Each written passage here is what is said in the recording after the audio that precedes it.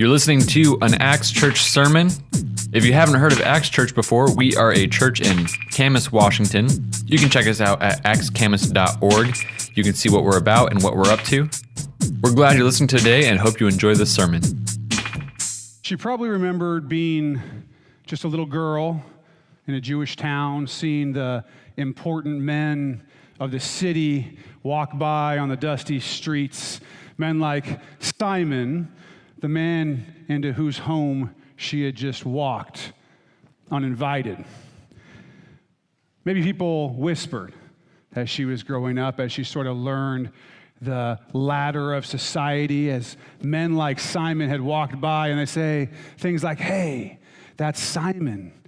He's a Pharisee. See how he wears his clothes so special?" And you can tell that he thinks that he's very important, very special. He does all the things in our law, or at least he says he does. He keeps all the rules, and he only hangs out with and spends time with the highest kinds of people. But as she grew up, this young woman, she heard a different kind of whispering. Like Simon the Pharisee, she had become very well known. In fact, even Simon the Pharisee had come to know who she was, but she had become well known for something different entirely. This woman had made a name for herself on another side of things, where men like Simon and these Pharisees and these leaders had lifted themselves up based on how much of the law they knew and how much they followed the law and how they kept it and how they were not sinners. This woman was known specifically for being a sinner. She was known as a sinner. She may have been selling her body to men for money. She may have just been promiscuous. We don't know exactly what the sins are that she was committing, but whatever they were enough for her to have a serious reputation for being a sinner. This is not what she had planned to be, most likely. Growing up as a little girl in this Jewish culture, she didn't want to be known for what she was now known for. I mean, they already had one strike against them, these Galileans, right? They lived in a place, they had kind of a different accent. So even among the Jewish people, those who lived in Judea and in Jerusalem already sort of made fun of them, said they were uneducated, right? Sort of backwards. So she already has that. On top of being from a Galilean town, she's got all the sin that she's committed on top of her so that the whispers and the gossip follow her wherever she goes. And the sins that she has aren't the kind that stay hidden like so many of the sins of other people. These were out there. And so the whispers continued and always happened. People looked down on her. People rejected her. But here she was on this day with just a seed of hope that something might change. She's about to do something unthinkable. But let's leave her there for a second and look at another man. He was a Jew also, and he had become very wealthy in the city of Jericho. He was a rich man.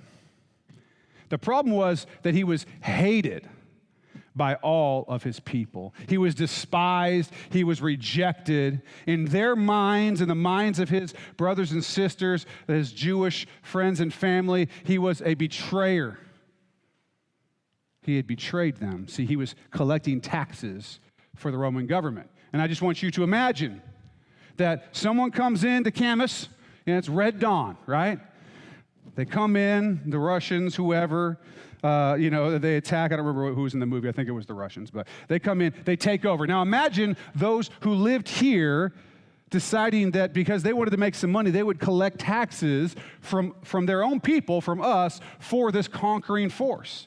That's what Zacchaeus had done. That's what this man had done. He was a tax collector. He had betrayed his people. And not only did he do that, but these guys were also known not just for collecting the normal amount of tax, but for being extortioners, for taking more than was owed. And if you didn't want to pay him, he'd go tell on you to the Roman army, and they'd come and make you pay him. And so here he is getting rich by serving the invader and stealing from his own people. You might be able to guess what kind of a reputation he had.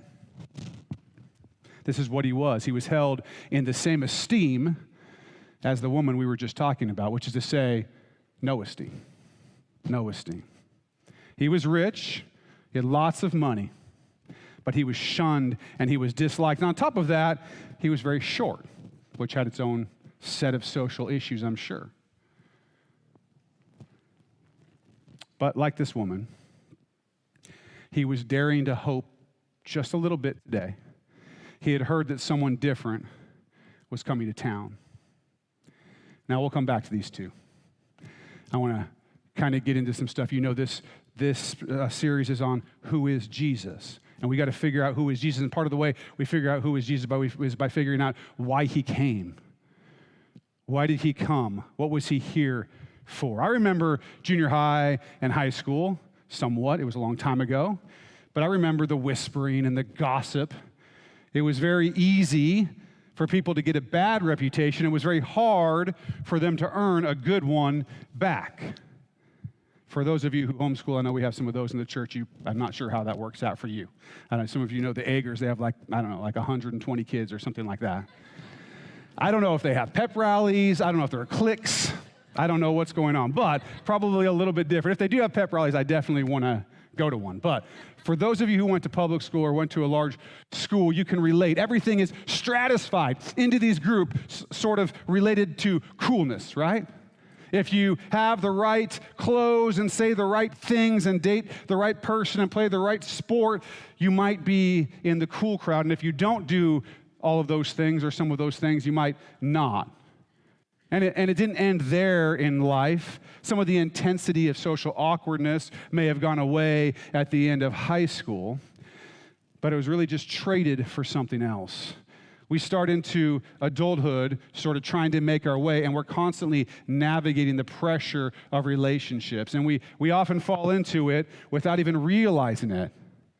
We don't realize how tense we are. For instance, if I told you, everybody in this room, completely relax. Just relax. Whatever you're thinking about, just relax completely. Whatever you do, don't think about any other person in this room. The fact is that you might be able to do that, but for most people, I think that they can't. They can't completely forget about the other people because they feel like people are looking at them, like they're judging them based on 100 different things. Not just, are they a bad person? Are they a good person? But do they look the right way? Are you wearing the right clothes? Are you acting the right way? Whatever it is, we sort of walk around concerned about what other people think about us and trying to measure up to some kind of standard. We look for the approval of other people. If you don't believe me, go look at your Facebook feed. See how many people are putting their crap out there versus putting the best of them out there. They want to look good for people. Some of us need the approval of others to feel good about ourselves. Some of us spend so much time worrying about what others think about us that we do not concern ourselves enough about what God thinks. But the woman and the man in our stories, my guess is they were past all of that. In some ways, maybe more mature, because they actually weren't spending their time worrying about what other people thought about them. They knew what people thought. There was no question about what people thought. And they knew that there was little that they could do about it now. For both of them, they were outcasts. They were outcasts. They were outsiders. They were sinners. The worst of sinners. That was the label that they carried around everywhere they went, everywhere they walked throughout their day. Think about everything you do. You go to the store, you go run an errand, you do whatever, and all the people that you walk by, they all know who you are, and none of them think it's a good thing. And every stare and every sneer all day long, they felt the sneers, they felt the rejection, they felt like trash. And so they weren't worried about what other people thought about them. That ship had sailed.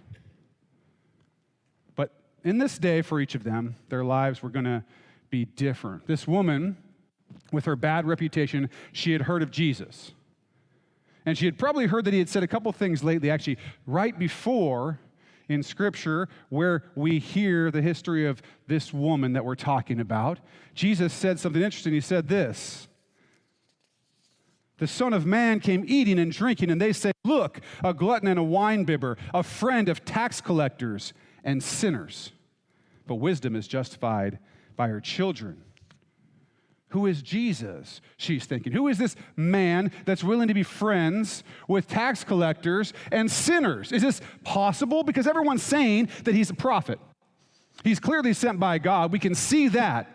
He's showing the power of God. He's healing the blind. He's healing the lame and the lepers, right? He's caring about and teaching the poor and women. And he seems to care about them.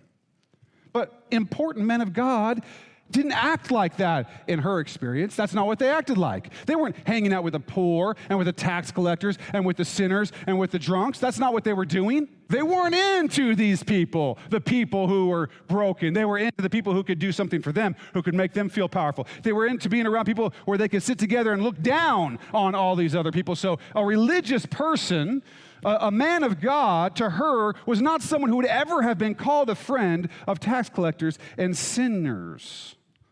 That would never be the case. But Jesus, he tells us a story of a Pharisee and a tax collector. If you want to get an idea for what some of the Pharisees might have been like, this is in Luke 18, 9 through 12. It says, also he spoke this parable to some who trusted in themselves, that they were righteous and despised others. Two men went up to the temple to pray, one a Pharisee and the other a tax collector. The Pharisee stood and prayed thus with himself, God, I thank you that I am not like other men, extortioners, unjust, adulterers, or even as this tax collector. I fast twice a week. I give tithes of all that I possess. This Pharisee is sitting here comparing his life to the lives of others. And not only that, this guy is such a butthead. He's praying out loud, right? That he's like, that guy standing over there, he sucks, and I'm legit. That's what's going on in this moment. You got to imagine, that's how just incredibly blind these Pharisees were to their own problems. That they were willing to pray like that, comparing themselves. I'm better, I'm cleaner, I'm more special. And that's what this woman would have expected from the men who were religious leaders. But maybe she thought this. Maybe she thought, after hearing these things that Jesus had done, and said, maybe she thought, this Jesus is not like the important men of the city, right?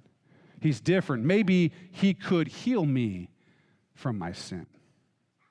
Well, all of these others look down on me. They know my reputation. Maybe Jesus will be different. Maybe there's hope that God does love me. Now, Jesus had been invited into the home of a guy named Simon, a Pharisee, there in the town, to eat dinner. And the way it worked during these feasts, it's interesting, these homes, they would have had this feast, and the home actually would have possibly been opened, so that people who were uninvited could actually go through the courtyard of the guest chamber and sort of watch these people eat. I don't know if it was kind of like podcast first century. You know, you're hearing the sort of the people having these, Jesus and these Pharisees having these conversations, that type of thing. But they could sit there, they could go, and they could see, actually walk into the house. And it was a normal thing that uninvited guests could walk into the house and sort of watch what they're doing. And so, this woman, who I promise you, Simon had not invited, this is what she does. She plucks up her courage and she goes in. I want you to imagine what that would be like. I already told you who she was. I already told you what people said about her. She probably doesn't usually want to put her face up.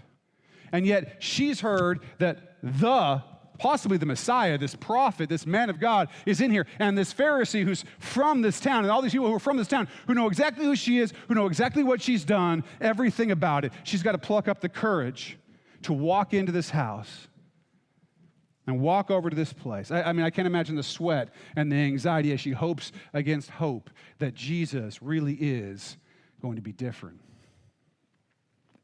And Jesus would have been reclining at the table.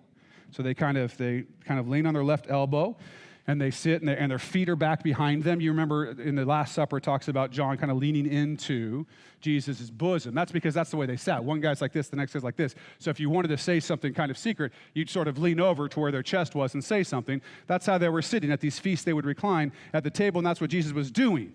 And behind him were his unwashed feet. And this is what Luke says as the Holy Spirit through him brings us the narrative.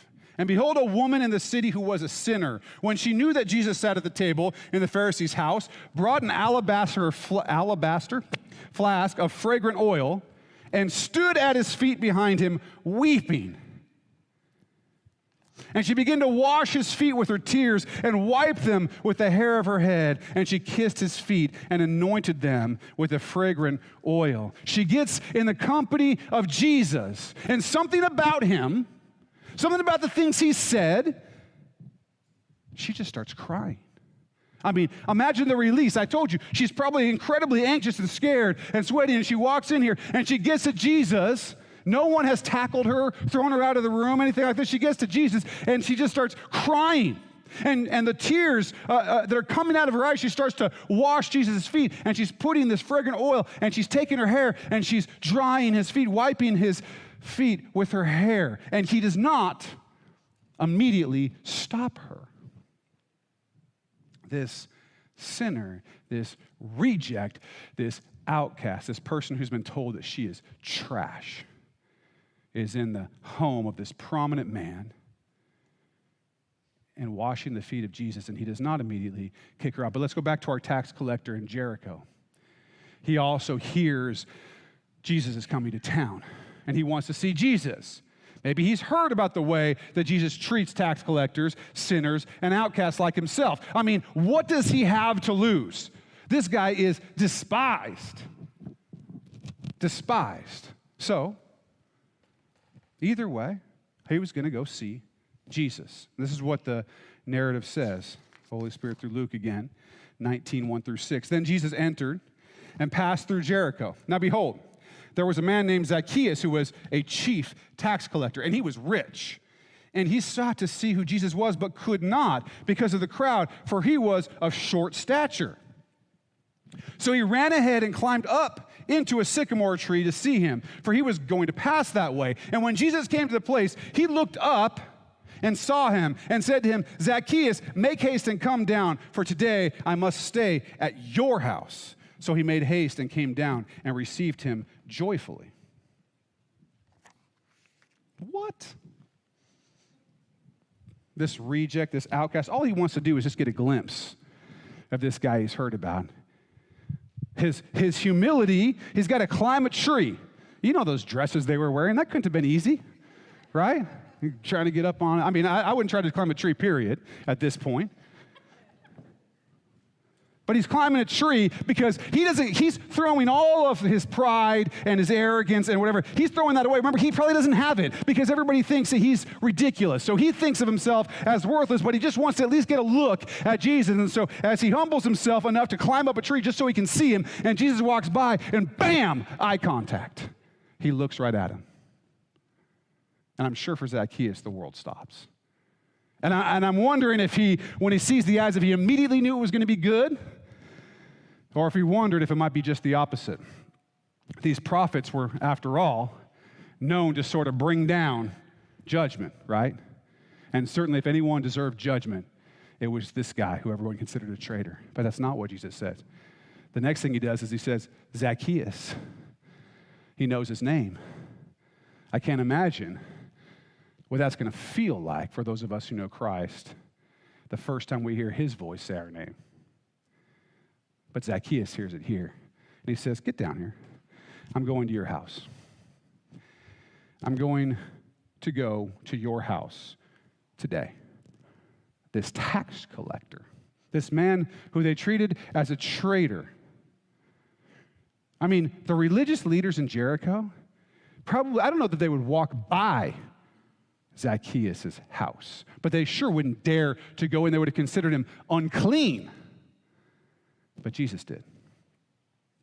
This wasn't the end of either of these stories, by the way, because there were other people there besides just Jesus and this person. Jesus and the woman or Jesus and this tax collector Zacchaeus. There were other people. So let's see how the Pharisee reacts to this woman in our first story. Luke 7:39-50. Now when the Pharisee who had invited him saw this woman coming and washing his feet with her tears, he spoke to himself, saying, this man, if he were a prophet, would know who and what manner of woman this is who was touching him, for she is a sinner. What's the assumption that this Pharisee is making? Listen, if you're a prophet, first thing, you're going to know who this is. You will know because you're a prophet, because God would tell you. Second, you know what kind of a woman this is. Filthy, dirty, sinner. And the assumption that he has is that if Jesus is a prophet, that he wouldn't let this woman touch him, that he wouldn't be near her because he had become so wrapped up in this ladder system that these guys had come up with the best seats at the tables, with the only people that were good are the people who kept the law, quote unquote. And this sinner is trash to him. And so the idea that a prophet, a man of God, would let this sinner come and touch him, he doesn't believe it. He says, Jesus must not be a prophet. That's the logic. Because if he was a prophet, he wouldn't do this. Well, Jesus, of course, knows, as he always does, our hearts and the things we're thinking, and so he has a conversation. And Jesus answered and said to him, Simon, I have something to say to you. Uh-oh. So he said, Teacher, say it. There was a certain creditor who had two debtors. One owed 500 denarii and the other 50. And when they had nothing with which to repay, he freely forgave them both. Tell me, therefore, which of them will love him more? Simon answered and said, I suppose the one whom he forgave more. And he said to him, You have rightly judged. Then he turned to the woman and said to Simon, Do you see this woman? I entered your house. You gave me no water for my feet, but she has washed my feet with her tears and wiped them with the hair of her head. You gave me no kiss, but this woman has not ceased to kiss my feet since the time I came in. You did not anoint my head with oil, but this woman has anointed my feet with fragrant oil. Therefore I say to you, her sins, which are many, are forgiven. For she loved much, but to whom little is forgiven, the same loves little. Then he said to her, Your sins are forgiven. And those who sat at the table with him began to say to themselves, Who is this who even forgives sins? Then he said to the woman, Your faith has saved you. Go in peace. Can you imagine the weight that lifted off of this woman when Jesus, the Son of God, God in flesh, looks at her and says, Your sins are forgiven. When he looks at her and says, Your faith has saved you, go in peace. Because these debtors that he's talking about, this is us, right? Not only do we have a debt from the sin that we've done, but we, like the people in the parable, have nothing with which to repay it. We can't come up with anything that could ever make us right. And I don't care if you think you owe $5 or you know that you owe $5 billion. I can tell you which side I'm on. It's not the $5 side. You have nothing with which to repay it. This woman knows that. She's got nothing to lose. She's humbled herself. She's coming here. She's washing his feet. She's crying. Jesus says, Your faith has saved you. Go in peace. Peace. He brings that to her. He heals her from her sin. And Jesus asks a question Simon has to answer, and it is a great question. Who loves more, the one who has been forgiven a lot or the one who's been forgiven a little? Simon is probably like the Pharisee in the parable Jesus told us that we read earlier, who thanks God that he's not like other people, like this loser over here, who thinks that he's better, who thinks that he doesn't have a big need for forgiveness because he's so busy looking at this woman and judging her, thinking that he's better than her, cleaner than her, more righteous than her, that he doesn't need Jesus, that he doesn't need forgiveness. But this woman knows exactly who she is. There's no confusion. She knows her own sinfulness. She's not hiding it. She's not confused about it. She's simply seeking the healing of grace and forgiveness from God. And she has sought out Jesus, who is God. and he forgives her sins, which prompts the question of this series from the people sitting at the table. Who is this? Who is Jesus? Who even says that he can forgive sins, because people can't do that, right? You come over to me and say, hey, I stole my neighbor's dog, right? And I say, I forgive you. It wasn't my dog, right? If it was a cat, I would say, bless you. I can't forgive you, and if I pretended to, you would think I was crazy. And you'd be right, because I can't forgive you for the things that you've done to dishonor God. So the only one who can do that, that's why these people at the table are tripping out. That's why, again, like we talked about last week, people who are saying, oh, Jesus was just this guy, he's just this, maybe he's kind of prophetic, he had some good things to say. No. He's claiming to forgive sins. And how do we know that that's a big deal? Because we see the way the people around him reacted to it. Who does he think he is? Who is Jesus?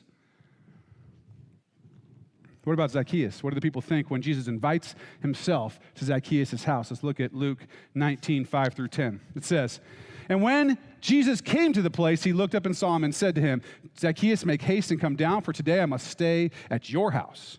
So he made haste and came down and received him joyfully. But when they saw it, they all complained, saying, he has gone to be a guest with a man who is a sinner.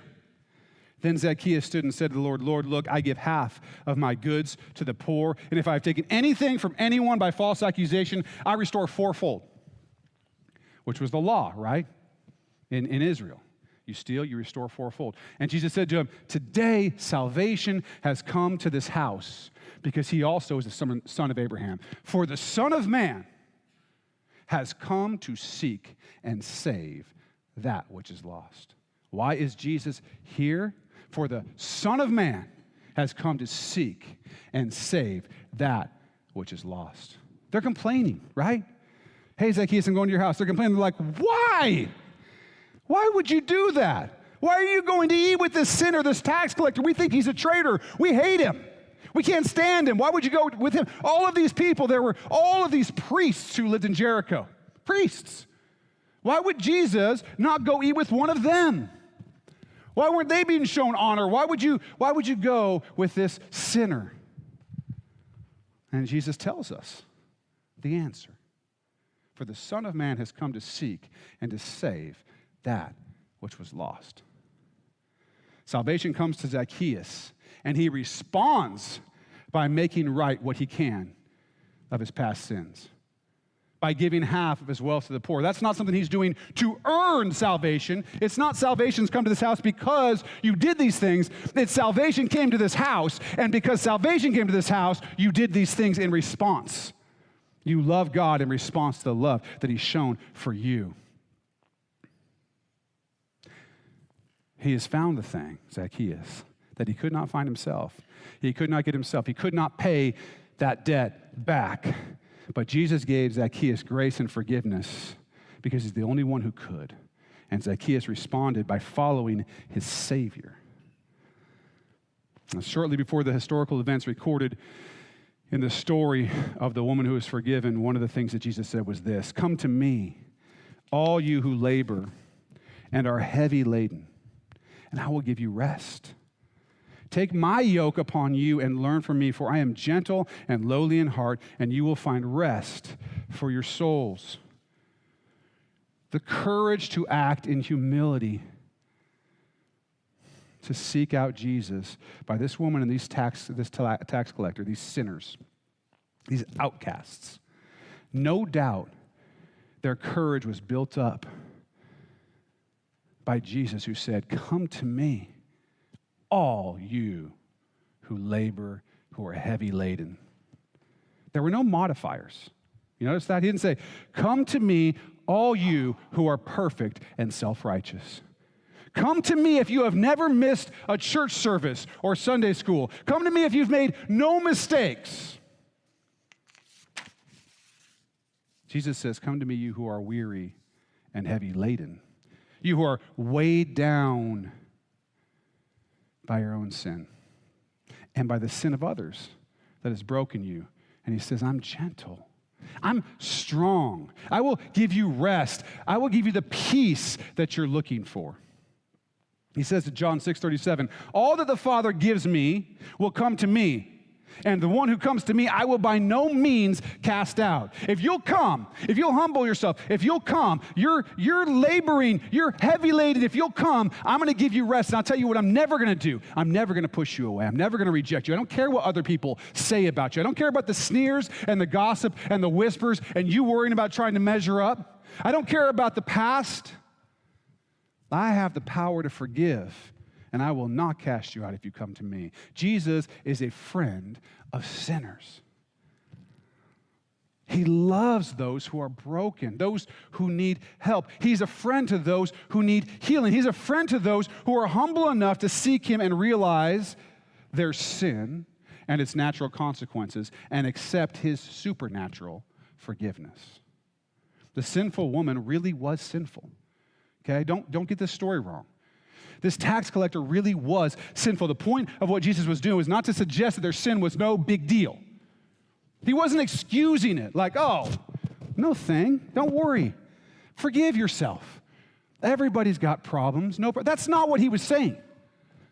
That's not what he said. That's not what he said. The point was not to say their sin was no big deal. The point was that Jesus was showing that his forgiveness and grace are a bigger deal. That's what he was doing. Do you know when in his life Jesus went to eat with Zacchaeus? He was on his way. His face was set to go to Jerusalem, to die a horrible death on a cross, to rise again for the sins of the world. He was doing something amazing and difficult and glorious, and that was where he was going and what he was doing. It was the biggest thing that has ever happened in the history of this universe. The entire universe hinges on the things that were going to happen this week, and he was set to go do it. And on his way, he stops for one sinner, one tax collector in Jericho. With all that's going on, the biggest thing that's ever going to happen, with all that he's got to do, and I'm guessing there was a lot on his mind, he loved one sinner enough to stop and go aside and seek to save that which was lost. I mean, what's going on here? The love of Jesus is overwhelming. What about this other tax collector from this story, the parable? Remember where the Pharisees thinking God that he's not like the tax collector, thinks he's better and he tithes and he fasts, blah, blah, blah, blah. What did the tax collector do in that situation? Listen to this. Luke 18, 13 through 14. And the tax collector, standing afar off, would not so much as raise his eyes to heaven, but beat his breast, saying, God, be merciful to me, a sinner. I tell you, this man went down to his house justified rather than the other. For everyone who exalts himself will be humbled, and he who humbles himself will be exalted. Jesus is a friend of sinners. I was once in that place, broken and ashamed. It didn't matter what anybody else thought about me. All of that was dust and ashes. People's opinions of me, trying to measure up, because what had been revealed to me is my own sin, my own wickedness. And like this woman, I fell on the floor and wept. And Jesus, like he did with this woman, answered me and forgave me and gave me grace.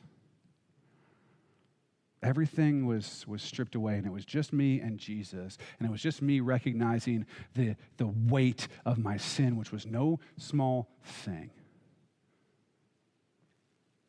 And I can't explain to you the pain that was there when I was holding the sin. And I can't explain to you the joy that was there when he took it away. You just have to experience it for yourself. You have to experience what this woman experienced, what this other man, this tax collector experienced. See, these religious people thought they were better. They didn't need forgiveness. They were blind to their own sin. They didn't understand why Jesus is spending all this time with sinners when they're the important ones. But that is who he came to save. All of us have sinned. All of us need Jesus. We have to be like this woman, like the tax collector. We can't be too proud to come to Jesus in humility and in need. We have to say and admit, stop playing games and say, we're weary. We're burdened. We need rest for our souls. Lord, have mercy on us, sinners. I'm not going to try to act like I'm something I'm not. We got to humble ourselves. And there he is with arms wide open, ready to forgive us, ready to change us, ready to transform us. And we change as a result of his love for us and our love in return for him. If you do not know Jesus, if you have not wept at his feet, he's calling you into relationship with him now. If that's you, and I'm sure that there are people in this room right now or who'll be listening later who don't know Jesus. Like this woman, like this tax collector, it's time to humble yourself. There are two errors that people make when they reject Jesus. And listen here. Error number one. I don't need Jesus because my sin is not that big of a deal. This is the sin of the Pharisees, refusing to look at themselves, not introspecting because they're so busy looking at the other people who they call sinners so that they can feel superior. They have a pride, a lack of humility. They're not seeking Jesus because they do not think that there's anything they really need to seek him for. Everyone else is looking at them and saying, oh, you're so great, you keep all the law. They think that they're perfect. So when Jesus comes in, they don't wash his feet. They don't give him a kiss. Sit over there. Let's hear what you have to say, Simon, the Pharisee. That's many people. As a matter of fact, I see people walking around all the time who seem to think that they have nothing that they need to feel bad about, nothing that they need forgiveness for. Don't be that person. You better recognize what's going on in your own heart and what you've done. The other error is, my sin is too much. My sin is too much. It's too big. Jesus could never forgive me. That's nonsense. Jesus forgave me. Now, let me just tell you, for those of you who are like, well, you're a pastor. You must be pretty good, right? Like Simon the Pharisee? No. Simon the Pharisee is probably much better than me. If you met some of the people from the past in my life, which, I don't sit here and worry about, but someday somebody's going to come and they're going to be like, yeah, I met some people you went to college with. You know how that happens sometimes. You meet somebody and you're like, somebody in comments. You're like, oh, yeah, David Robinson. Yeah, I know him. And you're like, oh, what's he doing now? And you're like, oh, he's a pastor. And like, oh, he was always a bastard. Oh, you said pastor? Yeah, because I was not a man after God's heart. I was so far from that I think you probably wouldn't believe it. And yet Jesus saved me. And so for those of you who are out here saying, no. I've done. I've ruined relationships. I've destroyed my family. I've got addictions. I've got troubles. Jesus is not smaller than your troubles. He's bigger. He's much, much bigger. Don't fall into these errors. I don't need Jesus, or he wouldn't help me. This woman, this sinner who was so well known as a sinner, how many of you are so well known that you could walk anywhere in the city and people would look at you and be like, that's the worst sinner around? Anybody in that situation? I don't think so. That's who this woman was, and Jesus saved her. How many of you are hated by everyone? Like Zacchaeus, the tax collector. None of you probably, and yet Jesus saved him. And so if you're in that place, you got to let that go. If you've never met Jesus, now is the time. And here's the thing. If you have been a follower of Jesus, but you've ventured back into some darkness, that you've voluntarily put some chains back on, he's calling you back out. And let me just tell you, he's going to drag you back out eventually, but he's calling you back out now. Take his hand. He loves you. So live for him. He knows everything that you need.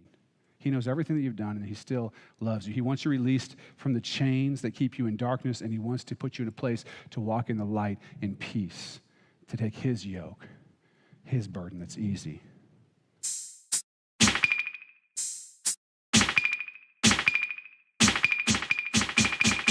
Well, thanks for listening to our sermon. Again, this has been a sermon from Acts Church in Camas, Washington. We hope you enjoyed it and got a lot out of it. If you did, you can subscribe to our channel as well as liking and commenting. We love to hear how these sermons are impacting you. You can also take a look at our podcast series that we have out. And we'll catch you again next week.